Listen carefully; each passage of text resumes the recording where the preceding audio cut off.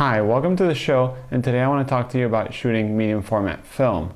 Medium format film is a roll film that comes in 120 or 220 format, even though 220 is now discontinued, but 120 film is still readily available at most photography stores.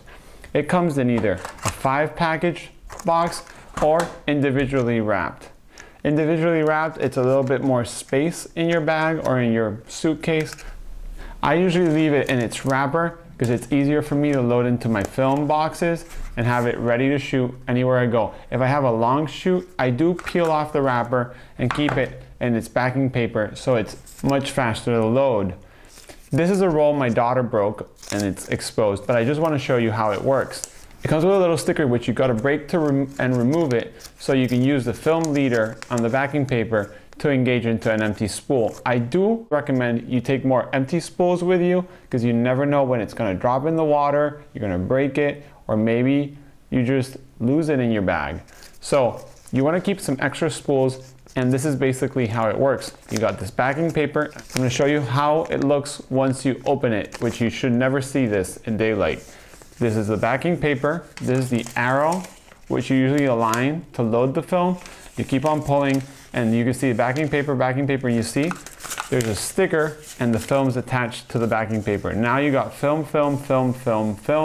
There's some numbers in the back for the old cameras that have the little window with a red filter so it won't fog your film.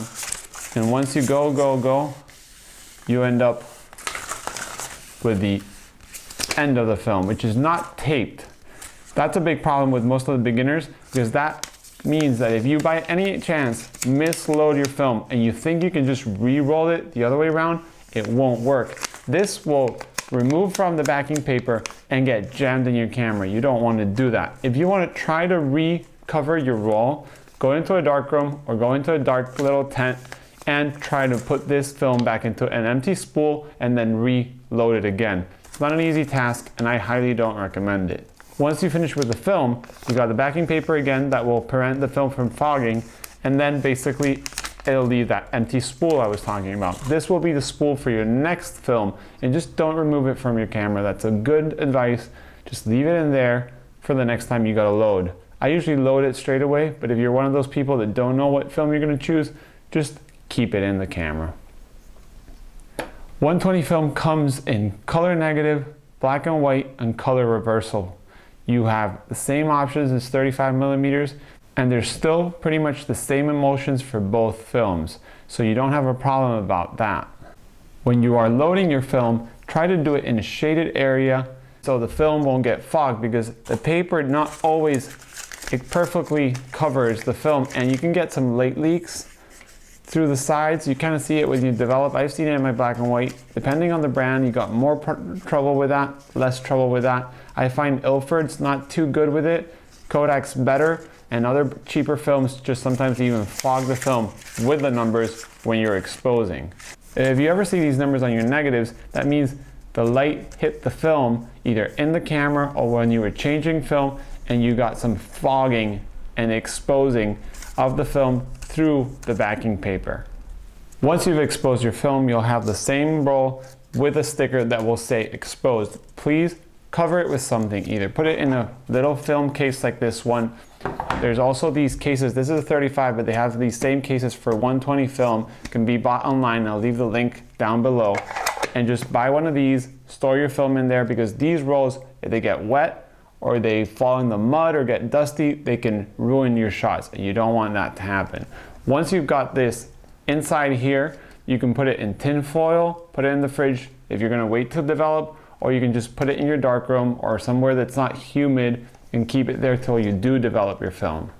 Once you finish your film, usually you fold the leader of the backing paper towards the film like that, and then you lick the sticker to help prevent it leaking any light inside. Also, Fuji does have a little self-adhesive tape, which is really handy. You just peel it off and it sticks to itself. That way you don't have to lick the film.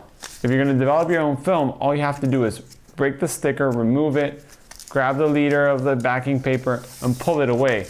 Once you start pulling, you'll get the film. When you get the film, you just separate it break off a little sticker. I take it all away completely. I have seen Sparks doing that, never fogged my film at all, but some people leave it on just in case. All you have to do is remove it completely and then put it in your spool to develop your film. I will show you how to load your film into a developing tank in another video.